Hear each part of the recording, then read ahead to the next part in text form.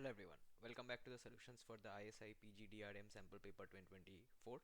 We're at questions 7 to 8. Question 7 to 8 में आपको एक कंटिन्यूटी का क्वेश्चन दिया हुआ है और क्वेश्चन 8 में आपको एक सेट थ्योरी से क्वेश्चन दिया हुआ है. ऑलराइट, तो पहले कंटिन्यूटी वाला क्वेश्चन कर लेते हैं बिकॉज लास्ट सेट में हम लोग कैलकुलस ही कर रहे थे. राइट, फंक्शन से शुरू किए थे, अब हम कैलकुलस में पहुंच गए. तो यहाँ पे दो फंक्शंस आपको दिए हुए हैं. पहला फंक्शन में डिनोमिनेटर में x square minus 12x plus 32 है. तो इस फंक्शन में डिसकंटिन्यूटी निकालना है. डिसकंटिन्यूटी निकालने के लिए सबसे आसान तरीका होता है कि आप पहले देखें ये फंक्शन कहाँ पे गायब हो जाता है. भाई गायब आई मीन जहाँ पे ये फंक्शन इवेलुएट नहीं किया जा सकता.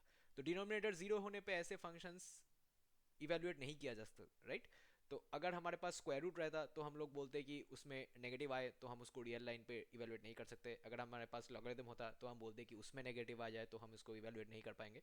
सो ऐसे टाइप ऑफ फंक्शन में जहाँ पे आप लोगों को दो पॉलिनोमियल्स का डिवीजन दिया हुआ है, वहाँ पे अगर नीचे वाला पॉलिनोमियल के रूट्स आते रहें देन उस रूट्स पे ये पॉलिनोमियल को इवेलुएट करना मुश्किल हो जाएगा बिकॉज वहाँ पे ये जीरो दे देगा और डिवीजन बाय जीरो तो अलाउड नहीं है. ऑलराइट, सो क्वेश्चन 7 में हम लोग देखते हैं कि ये पॉइंट कहाँ पे आएंगे और कितने सारे आएंगे. सो क्वेश्चन 7 में डिनोमिनेटर में क्या है, डिनोमिनेटर में दिया हुआ है x square minus 12x plus 32. अब 32 को फैक्टराइज करना है, ये तो मिडिल टर्म है, ये तो आपको क्लियरली दिख रहा है. 32 बनता है 8 इंटू फोर से, 8 प्लस 4 से 12 भी बन जाएगा. तो ये हो जाएगा x minus 8 into X minus 4. Right, तो इसका मतलब इसका डिसकंटिन्यूटी कहाँ पे आएगा, discontinuity at x equal to 4,8. Right, ये एफ एक्स का. राइट, सो एफ एक्स में डिसकंटिन्यूटी आ जाएगा 4 और 8 पे, क्योंकि ऊपर न्यूमरेटर में जो भी हो दैट डज नॉट मैटर अगर डिनोमिनेटर में जीरो हो रहा है तो. Alright, so zero by zero form में भी प्रॉब्लम है और समथिंग बाई जीरो फॉर्मेट में भी प्रॉब्लम है. तो इसमें दो डिसकंटिन्यूटीज तो आ गए, दो डिसकंटिन्यूटीज आ गए मतलब आगे और चेक करने का जरूरत ही नहीं है. राइट, हम लोग ऑप्शन बी मार्क कर सकते हैं बिकॉज एफ में 2 आ गया. But just for the sake of revision मैं आपको जी में डिसकंटिन्यूटी जीरो है वो भी दिखा देता हूं बिकॉज जी में डिनोमिनेटर देखिए, डिनोमिनेटर ऑफ जी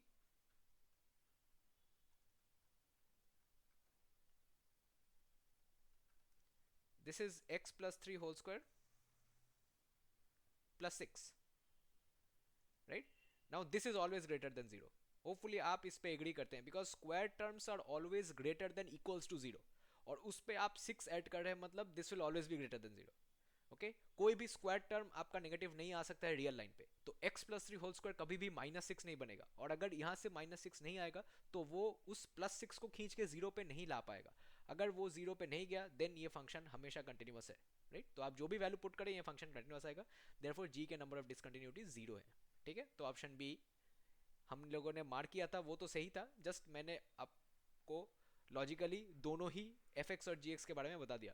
वैसे अगर आप एक ही चेक करते it would have been enough because options वैसे कंफ्यूजिंग तो दिए नहीं हुए हैं. ऑलराइट, क्वेश्चन 8 देखते हैं. Consider three sets U A और बी. तो यू में 1 2 3 4 5 है, ए में 1 2 3 है और बी में 2 3 4 है. Which of the following statement is not correct, कौन सा गलत है हमको ढूंढ के निकालना है. ओके, तो A and B are both subsets of U. सही दिख रहा है, ए में 1 2 3 है, बी हाँ है, ये तो सही है. Power set of you has 32 elements. Power set of you में कितने एलिमेंट्स होते हैं, जितने एलिमेंट्स यू में रहते हैं उसका 2 to the power n elements होते हैं. राइट, सो यू में कितने एलिमेंट्स हैं 5. तो पावर सेट ऑफ यू में कितने एलिमेंट्स होंगे 2 टू द पावर 5 जो 32 है, विच मीन्स ये भी सही है. सी में ए कॉम्प्लीमेंट इंटरसेक्शन बी. अच्छा, ए कॉम्प्लीमेंट क्या होगा, ए कॉम्प्लीमेंट हो जाएगा यू से ए को निकालना है. राइट, सो यू में 1 2 3 4 5 है और ए में 1 2 3 है, सो ए कॉम्प्लीमेंट बन जाएगा 4,5. राइट, और इसको इंटरसेक्शन बी अगर करना है तो बी में कितना है, बी में है 2 3 4. इंटरसेक्शन मतलब कॉमन एलिमेंट्स. राइट, तो यहाँ पे कॉमन एलिमेंट क्या आ रहा है, एक ही आ रहा है 4 4 4. तो यहीं पे गलती मिल गया. देयरफॉर इसको मार्क करना है, ऑप्शन सी को मार्क करना है. A and B are not disjoint, वो तो पक्का ही है, ये तो सही है बिकॉज 2 और 3 कॉमन है. राइट, डिसजॉइंट होता है मतलब कोई भी कॉमन नहीं होता, इंटरसेक्शन लेते तो फाई आता, फाई मतलब नल सेट। तो ए और बी में कोई कॉमन एलिमेंट है, जरूर है, 2 और 3, ए और बी दोनों में ही कॉमन है, इसका मतलब ए एंड बी डिसजॉइंट नहीं है। सो ऑप्शन डी भी करेक्ट हो गया। यहाँ पे आप लोग कंफ्यूज मत होइएगा, मैंने 3 करेक्ट ऑप्शंस मार्क किए हैं, इसका ये मतलब नहीं कि आप ए बी और डी मार्क करेंगे, आपको मार्क करना था कौन सा ऑप्शन गलत है। देयरफॉर जिसको मैंने गलत मार्क किया है वही करेक्ट आंसर है, which is option C. Option C में आपको एग्जैक्टली 2 एलिमेंट्स ना मिलके एग्जैक्टली एक ही एलिमेंट मिलेगा। Okay, fairly basic set of questions थे। पिछले वाले क्वेश्चंस 5 और 6 थोड़े से डिफिकल्ट थे, but these are fairly easy. So अगर आपको ये कंटिन्यूटी वाला पोर्शन रिवाइज करना है जो क्लास 11 में आता है, और अगर आपको सेट थ्योरी वाला पोर्शन रिवाइज करना है जो टेक्निकली एनसीईआरटी में पढ़ाता नहीं है, वो लोग एज्यूम कर लेते हैं कि जहाँ जहाँ पे इस पे कॉन्सेप्ट्स चाहिए होंगे वो टीचर सिखा देंगे, और फॉर्मली क्लास 11th में ही रहता है, आईसीएसई बोर्ड में ये 5 6 में पढ़ा दिया जाता है, एटलीस्ट बेसिक टर्म्स सारे चीज़ें सेट थ्योरी में पढ़ा दिया जाता है। तो अगर आपको ये वाला पोर्शन रिवाइज करना है बिकॉज आप लोग आउट ऑफ टच हो गए, तो ज़रूर बैनर पे दिए गए हुए नंबर्स पे संपर्क करें, और team will get in touch with you. अगर आपको इस वीडियो पे कोई भी कमेंट, सजेशन, फीडबैक कुछ भी देना है, आप ज़रूर यूट्यूब का कमेंट सेक्शन यूज़ करें। यूट्यूब के वीडियो डिस्क्रिप्शन में इस एग्जाम के डिटेल्स और हमारे इंस्टीट्यूट के कॉन्टैक्ट डिटेल्स भी मौजूद रहेंगे, आप वहाँ से भी नंबर लेके हमारे साथ संपर्क कर सकते हैं। Do not hesitate to contact us for any help that you might need, we will be glad to help you. With that being said, I end this video here, आगे वाले वीडियो में नेक्स्ट क्वेश्चंस करेंगे। Thank you for tuning in and take care.